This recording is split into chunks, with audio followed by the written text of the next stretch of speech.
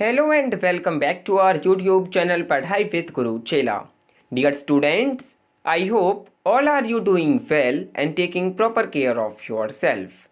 Dear students, आज इस video के माध्यम से हम डिस्कस करने जा रहे हैं, चर्चा करने जा रहे हैं, जानने और समझने का प्रयास करने जा रहे हैं BA honours political science third semester के SEC paper your laws your rights के लेटेस्ट OBE क्वेश्चन पेपर को। डियर स्टूडेंट्स, जानने और समझने का प्रयास करेंगे कि किस प्रकार के क्वेश्चंस को पूछा गया, मार्किंग स्कीम क्या रही एंड क्या बेसिक पैटर्न रहा क्वेश्चंस को पूछने का, मैक्सिमम मार्क्स क्या रहे एंड सो ऑन। सो आप बने रहिए इस वीडियो के साथ, वीडियो को एंड तक जरूर देखें एंड हमारे साथ जानने और समझने का प्रयास करें कि किस प्रकार के क्वेश्चंस को पूछा गया योर लॉज योर राइट्स के OBE क्वेश्चन पेपर में।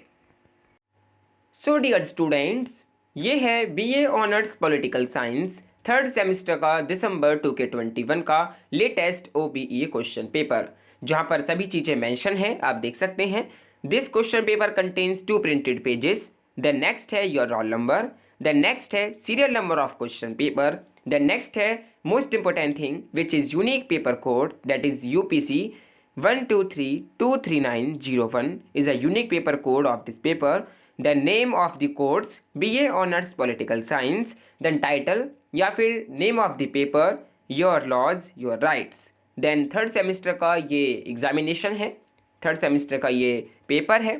देन टाइमिंग की अगर हम बात करें, जैसे कि आपको पता है कि आपके एग्जामिनेशंस जो हैं OBE फॉर्मेट में कंडक्ट कराए जा रहे हैं, जहां पर आपको 3 आवर्स मिलते हैं आंसर राइटिंग के लिए, एडिशनल 1 आवर आपको दिया जाता है क्वेश्चन पेपर डाउनलोडिंग के लिए, आंसर शीट्स को अपलोड करने के लिए। तो इस प्रकार आपके पास टोटल 4 आवर्स रहते हैं एक क्वेश्चन पेपर को करने के लिए। वहीं अगर हम मैक्सिमम मार्क्स की अगर हम बात करें तो 75 मार्क्स का आपका ये क्वेश्चन पेपर रहा है। देन स्टूडेंट्स के लिए, कैंडिडेट्स के लिए कुछ नोट यहाँ पर गिवन है जो कि उनको फॉलो करना है आंसर राइटिंग के लिए। फर्स्ट है answers may be written either in English or Hindi but the same medium should be followed throughout the paper. इस प्रश्न पत्र का उत्तर अंग्रेजी या हिंदी किसी एक भाषा में दीजिए, लेकिन सभी उत्तरों का माध्यम एक ही होना चाहिए। यानी कि स्टूडेंट्स, अगर आप इनमें से किसी भी एक क्वेश्चन को इंग्लिश मीडियम में लिखते हैं तो बाकी के क्वेश्चंस की भी जो आंसर्स हैं वो आपको इंग्लिश मीडियम में ही लिखने हैं। अगर आप किसी भी फर्स्ट आंसर का जो आंसर है वो आप हिंदी मीडियम में लिखते हैं तो आपको बाकी के आंसर्स को भी हिंदी माध्यम में ही लिखना है। आपको केवल एक प्रकार की ही मीडियम को ही यहाँ पर फॉलो करना है, या फिर आप इंग्लिश मीडियम फॉलो करें या फिर हिंदी मीडियम, ठीक है।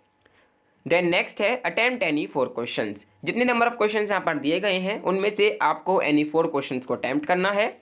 सभी क्वेश्चंस के जो मार्क्स हैं वो इक्वली डिवाइडेड किए गए हैं। देन आइए देखते हैं question number first. Discuss the provisions related to the filing of complaint and FIR in India. देखिए इंडिया के अंदर किस प्रकार कंप्लेंट लिखी जाती है, किस प्रकार FIR लिखी जाती है, क्या उसके डिफरेंट प्रोविजंस हैं, ये बेसिकली आपको इसके अंदर डिस्क्राइब करना था, डिस्कस करना था, एक्सप्लेन करना था। आपको बताना था जितने भी प्रोविजंस रिलेटेड हैं filing of complaint and filing of FIR Bharat के अंदर, वो आपको अच्छे प्रकार से इसके अंदर डिस्क्राइब करने थे, डिस्कस करने थे। भारत में शिकायत एवं प्राथमिकी रिपोर्ट दर्ज करने से संबंधित प्रावधानों की आपको इसके अंदर विवेचना करनी थी। सो ये क्वेश्चन नंबर फर्स्ट रहा है। क्वेश्चन नंबर सेकंड रहा है discuss the different legal safeguards provided to women against domestic violence in India. India के अंदर जो वीमेंस के खिलाफ जो डोमेस्टिक वायलेंस होता है उसके लिए क्या लीगल सेफगार्ड्स हैं, ठीक है, जो कि इंडिया में प्रोवाइड करे जाते हैं वीमेंस के लिए, वो बेसिकली आपको इसके अंदर डिस्क्राइब करने थे, डिस्कस करने थे। Discuss the different legal safeguards, जो डिफरेंट लीगल सेफगार्ड्स हैं जो कि प्रोवाइडेड करे गए हैं वीमेंस के लिए against domestic violence in India, वो बेसिकली आपको इसके अंदर कवर करने थे, डिस्कस करने थे। भारत में घरेलू हिंसा के विरुद्ध महिलाओं को प्रदत्त कानूनी सुरक्षा की विवेचना कीजिए। देन नेक्स्ट है question number third. Examine the legal and constitutional measures adopted to protect the rights of scheduled caste and scheduled tribes in India. Bharat में अनुसूचित जातियों एवं अनुसूचित जनजातियों के अधिकारों के संरक्षण के लिए अपनाए गए संवैधानिक एवं कानूनी प्रावधानों का आपको परीक्षण करना था। इसमें बेसिकली आपको एग्जामिन करना था जो लीगल एंड कॉन्स्टिट्यूशनल मेजर्स हैं जो कि अडॉप्ट किए गए हैं to protect the rights of scheduled caste, यानी कि SC एंड ST जो भारत के अंदर हैं उनके लिए जो प्रोटेक्शन के लिए राइट्स बनाए गए हैं, ठीक है, उनके क्या लीगल एंड कॉन्स्टिट्यूशनल मेजर्स जो हैं वो अडॉप्ट किए गए हैं, वो बेसिकली आपको इसके अंदर डिस्क्राइब करने थे, डिस्कस करने थे। द नेक्स्ट है question number 4, assess the functioning of the Right to Information Act 2005 in strengthening democracy in India। Bharat में लोकतंत्र को सशक्त करने में सूचना के अधिकार अधिनियम 2005 की कार्यप्रणाली का मूल्यांकन कीजिए। इसमें बेसिकली आपको क्या फंक्शन है राइट टू इन्फॉर्मेशन एक्ट 2005 का, क्यों ये अडॉप्ट किया गया, किस प्रकार इसने डेमोक्रेसी ऑफ इंडिया में स्ट्रेंथनिंग करी है, ठीक है, किस प्रकार फैला है ये, ठीक है, ये बेसिकली आपको इसके अंदर कवर करना था, डिस्कस करना था। ओवरऑल आपको राइट टू इन्फॉर्मेशन अच्छे प्रकार से इसके अंदर डिस्कस करना था।